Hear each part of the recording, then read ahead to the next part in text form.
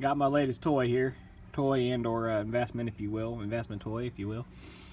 I have finally broke down and bought a better bee vac. Or at least I hope it'll be better. Everyone says it's better.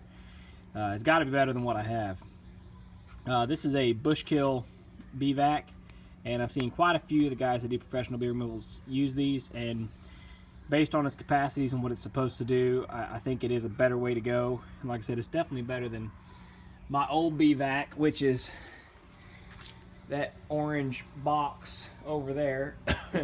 And the only reason I painted it was because the plywood was so dry, rotted that it was cracking and leaking, so I painted it to seal up the cracks. And then I use old packages from when I buy package bees inside for my vac boxes, so that, well, there's one sitting right on top of that bucket. Whoopsie. Whoa! I'm not a good cameraman. There we go. There's one of my packages that I use for a vac box. And it requires a lot of duct tape and painter's tape to seal things up, and the packages aren't real big, so if I get a real big colony, I actually have to stop halfway through and swap out boxes, and it's just not good. It takes a long time. It has its quirks. The Bushkill, on the other hand, is designed to fit an entire 10 frame deep box. Here, I mean, you could use medium, shallow, whatever, but at least a 10 frame square dimension. And you can put frames in there for the bees to cluster on. You can look up the other videos on as far as how that all is supposed to work. This is just kind of a breakdown video to show you what all I've got here. So, just got this in the mail, or UPS, whatever, yesterday, the day before. This is the first chance I've had to get out and look at it. But the way it works is, this is your bottom. And you can see it's got this little ramp in here that kind of helps, I guess, usher the bees up or something. It probably helps direct the airflow a little bit. And they've actually put a little foam seal on the edge, which is really good, because I was concerned after I bought it. I got to thinking, shoot, that thing's going to leak air at every single seam. But they've actually put this little kind of styrofoam seal that'll help when you strap everything together. It'll kind of ratchet it down. And I had another user tell me that's what she did, and when she ratchets it down tight, she doesn't have any leaks. So you'd put that on. Next, you'd put on your deep, which would be where all your bees get captured. Deep, medium, shallow, whatever. Throw some frames in there for them to cluster on. I don't have one. Oh, I do. Here, I've got one here just for demonstration. Let me, if I can pick it up, I'm too weak. Doesn't help when it's got a bag of chicken grit on top. Hey, look, it's even got frames in it. All right, so you would take your deep here and slap it on here. Forgive the faulty video. I'm doing this one-handed. Y'all know the drill. All right. I'll probably tear it up in the process. Be my luck. I got staples or something in this box. Don't look. Okay. So you throw your deep on here. So this is where the bees are actually going to get sucked into this box and contained. So that's why you put the frame so they have a place to kind of cluster up.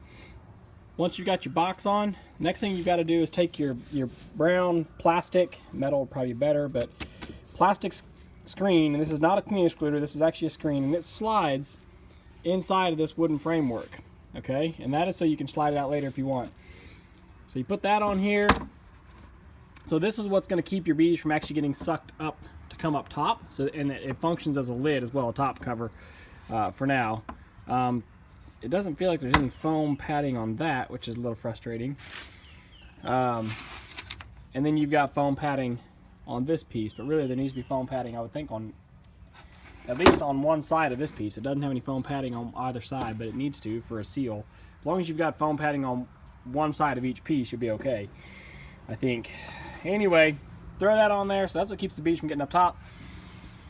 And then you can throw on your top box as well. Now, if all you're doing is sucking up a swarm, you could actually do without the central separator, the individual screen, the in-between screen, because you would want to be just sucking the bees up into just this box. But if you're sucking up a colony and doing a true cutout, you want to be able to suck the bees into this bottom box, and then you want to be able to put another deep on top, or medium, whatever, with your cutout combs. So I can show that in a minute, but let's just say you're sucking up a swarm. So this would be your setup for a swarm. You've got your vacuum pressure regulator here, and then mine, I use my own little bee vac, and so they've sent an adapter here. This cut is designed to fit. If you look on Bushkill's website, they have 2 recommendations for a vacuum, but I use a different vacuum, so I just bought this adapter. I guess I'm supposed to just glue it on there or screw it on there. I don't know. And then this should fit for an 1.5-inch hose. I think I use like I use 1.25 inches, something odd size. But like I said, it looks like I'm gonna have to go through and put some seal tape and stuff on here in a couple different spots. Look at that. They even got little notches cut for where your ratchet strap will go. That's handy.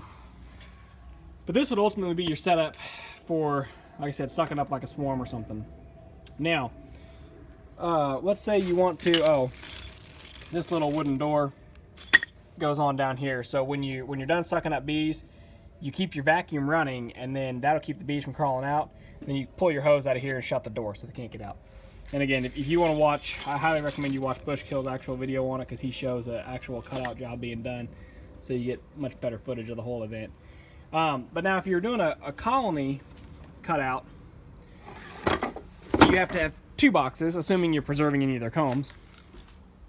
So let's say, just for easy math, I've got this medium here. I don't want to use that deep because it's got a solid bottom in it.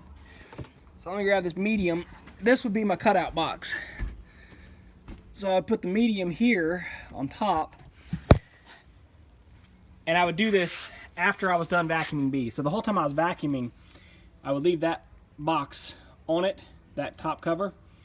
And then when as I was doing the cutout, I'd be cutting frames and putting them into here. Then when I finished the cutout, shut my vac off, shut this door, take that cover off, set this box on, and then you could put this lid back on it if you want. You could use this for a lid because it's got the screen.